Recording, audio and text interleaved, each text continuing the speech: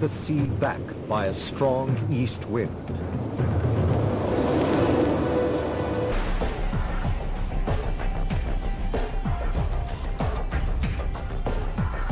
For years, explorers have searched for evidence of the miracle of the parting of the sea.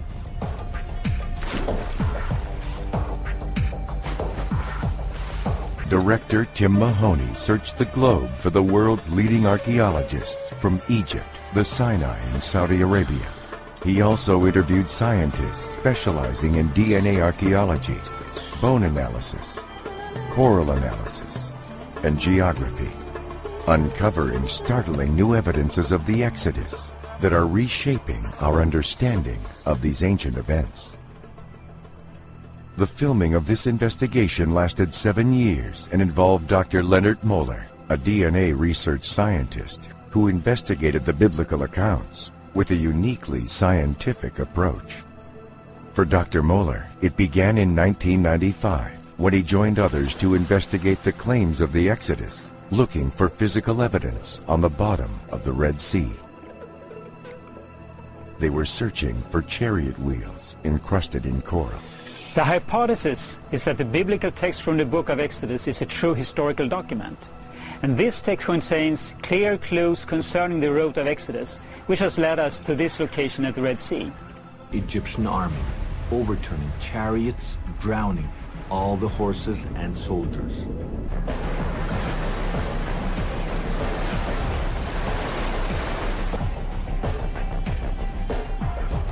Archaeologists, what can you dig up which is going to prove the Exodus?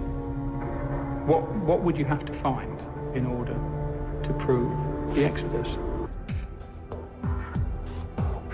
This is the Cairo Museum, home to some of the most famous mummies.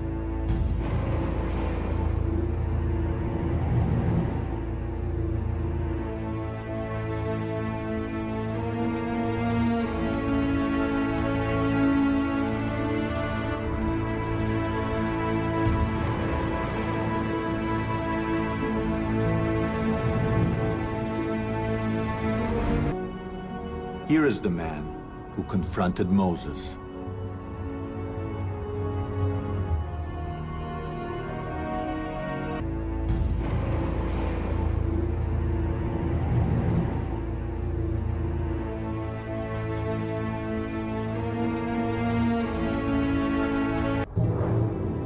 The Bible records that at the time of their arrival, one Israelite rose to the highest levels of Egyptian power. His name was Joseph, son of Yaakov, Jacob in English, and he became so powerful that he wore on his finger the seal of royal authority. Professor Manfred Bitak found no less than 9 seals worn by Joseph's court officials. Inscribed right on them is the Hebrew name Yaakov, Joseph's father. It's very strange that we found 9 seals with the name Jacob here. It's a biblical name, by the way.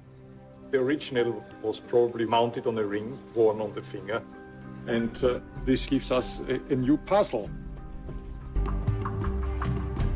To support our new biblical timeline, we needed to find alphabetic inscriptions carved by slaves some 3,500 years ago. In our wildest dreams, they would also mention the biblical god, El.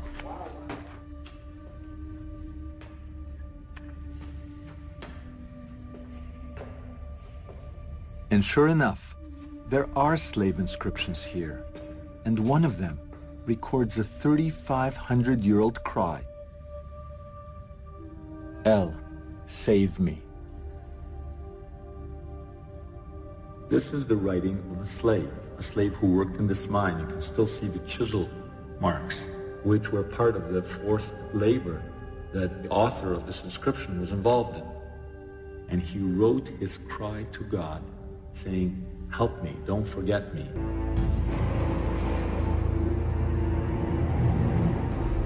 Incredibly, there is an Egyptian papyrus that tells the exact same story. It's called the Ipuwer Papyrus.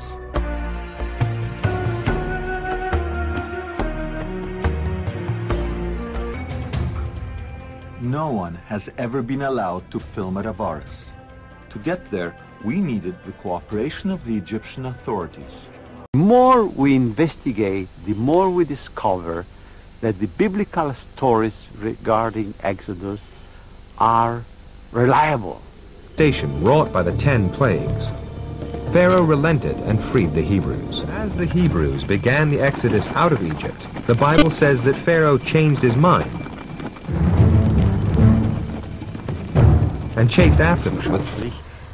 This proves scientifically that the large number of chariots described in historical texts are actually true and cannot be dismissed as impossible.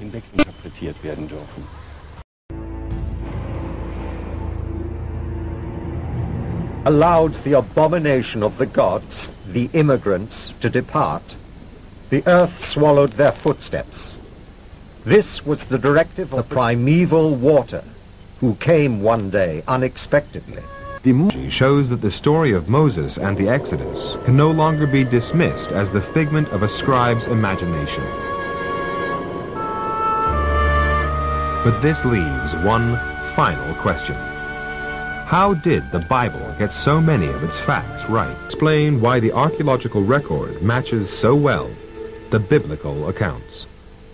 The bondage of the Hebrews, Moses' upbringing in Pharaoh's palace, the 10 plagues of Egypt, the parting of the Red Sea, and the 10 Commandments. The Bible remains the foundation of faith for 2/3 of the world's population. The modern age is also rediscovering it as a tool for understanding. Let's put all the data together on the table, and then let's hash it out and see what the most likely scenario is, and let the viewer decide. It was just exciting to see those divers with their films and showing the chariot wheels and the chariots down underneath the water. It was fantastic. I thought I knew a lot about the subject, but I learned so much. The facts, the scientific approach is riveting. This movie is going to rewrite the history books. It'll rewrite the conventional wisdom of what we think about how the Exodus occurred.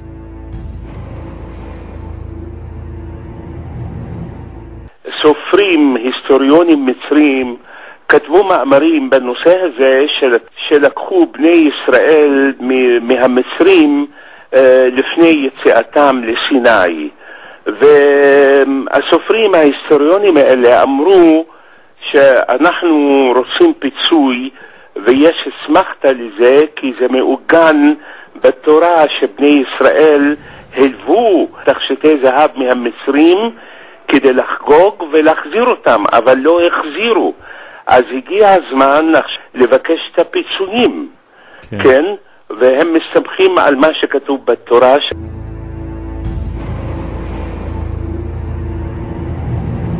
אנשי המדע, הארכיאולוגים, הגיאולוגים, כל אלה חברו יחד בכדי לספק לנו את ההוכחה החותכת לאמיתותו של התנ"ך. גם לספקנים שראו עד היום את התנ"ך כאגדה, הרי כרגע הם חייבים להודות שמה שהתרחש לעינינו הוא בדיוק כמתואר בספר בראשית.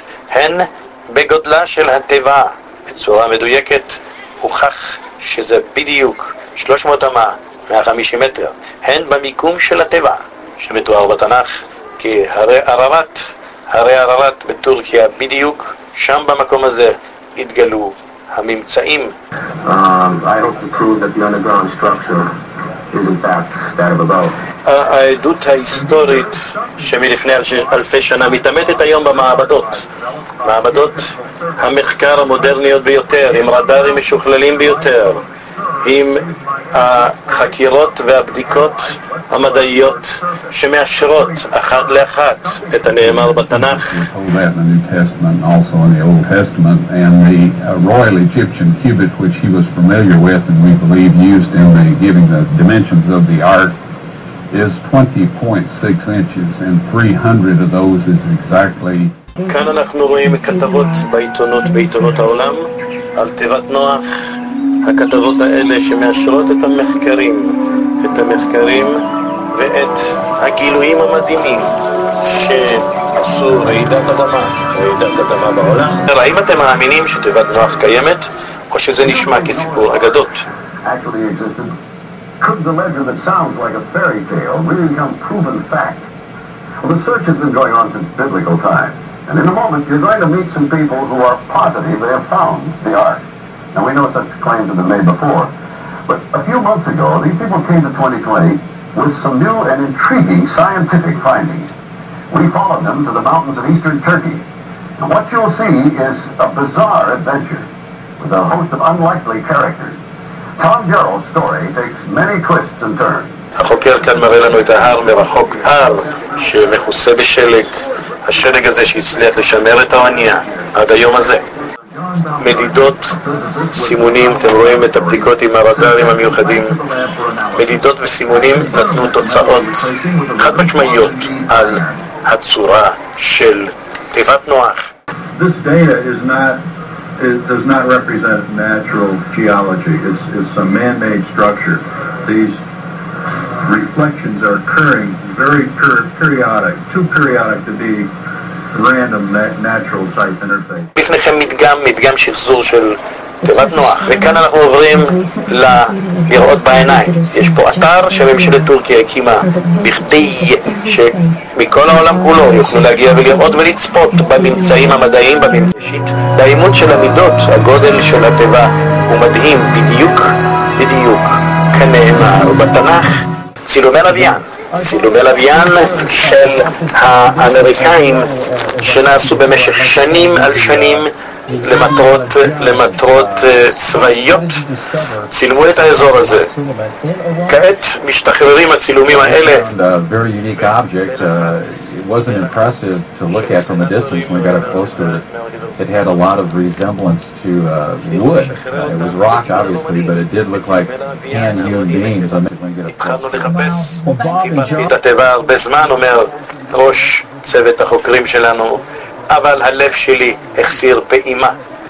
כיצד הצליחה תיבת נוח להשתמר כל כך הרבה שנים בצורה כל כך מדויקת עד הרי הערבת?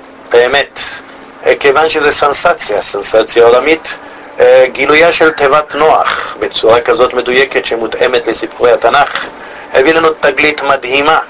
זו חשיפה לעין המצלמה שמאשרת לנו שבתנ"ך למעשה אין אגדות, זה פשוט אוסף של עובדות מדעיות.